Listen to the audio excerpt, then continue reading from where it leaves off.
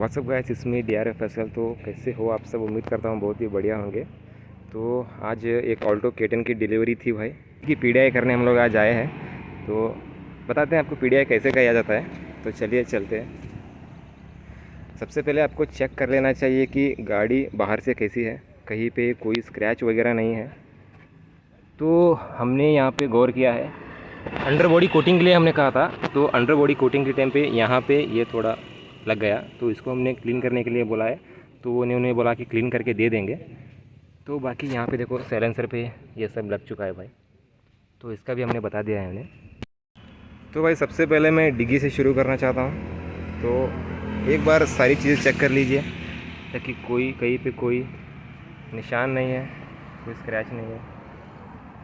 आप यहाँ पे भी देख सकते हैं, बीडिंग वगैरह सारा अच्छे से चेक कीजिए।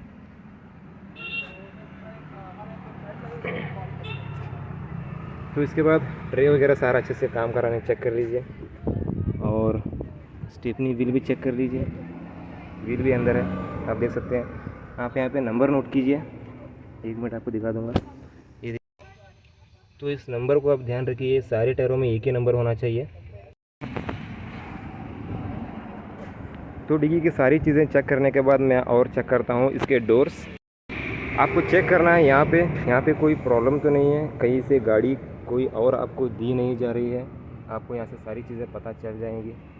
यहाँ पे कोई डेंट वगैरह डैमेज वगैरह तो नहीं है। और यहाँ पे आपको लाजमी चेक करना है कि यहाँ पे कोई स्क्रैच नहीं है, क्योंकि जब भी पैर रखते हैं तो यहाँ पे स्क्रैचेस आ जाते हैं। तो ये नई गाड़ी में आपको नहीं होना चाहिए। आप यहाँ पे देख लीजिए,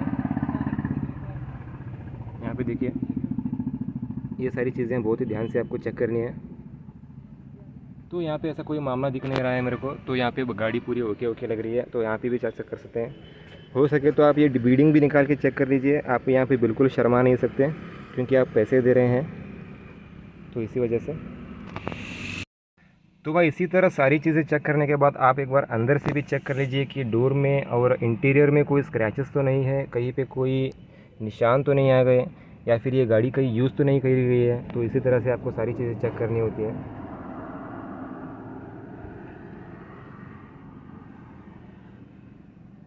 एक बार सारे हैंडल चेक कर लीजिए,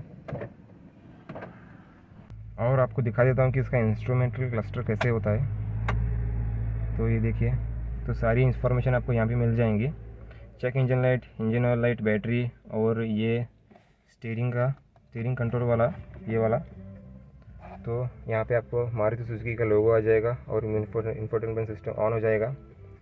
तो सीट बेल्ट कंपलसरी है, उसका भी आपको मिल जाएगा, और ABS, और ऑब्वियसली स्पीड, फ्यूल, और ये किलोमीटर्स का। तो ये वाइपर से कंट्रोल है। यहाँ पे आपको सारे वाइपर्स मिल जाएंगे, और यहाँ पे इंडिकेटर और हाई बीम, लो बीम, और ये इसी वेंट से। और ये भी एक बार चेक कर लीजिए प्रॉपर वर्क कर रहा है कि नहीं। तो ये भी बिल्कुल ठीक है। तो इसी तरह सारी चीज़ें चेक की जाती हैं। अच्छे से सारी चीज़ें चेक कर लीजिए, सारे मोड्स अच्छे से चेक कर लीजिए, सारे बटन्स अच्छे से वर्क कर रहे हैं कि नहीं, ये चेक कर लीजिए। तो यहाँ पे दिखा रहा है ये चेक मीडिया मोड सा। इसमें सारी जो भी ऑप्शन आते हैं आपको सारी चेक करनी है, अच्छे से चेक करनी है। चेक कर लीजिए। तो ऐसे सारी चीज़ें चेक होती हैं। AC ऑन करके चेक कर लीजिए, गाड़ी ऑन करके चेक कर लीजिए, सारी जो इसके बटन्स है इन सभी को चेक कर लीजिए अच्छे से।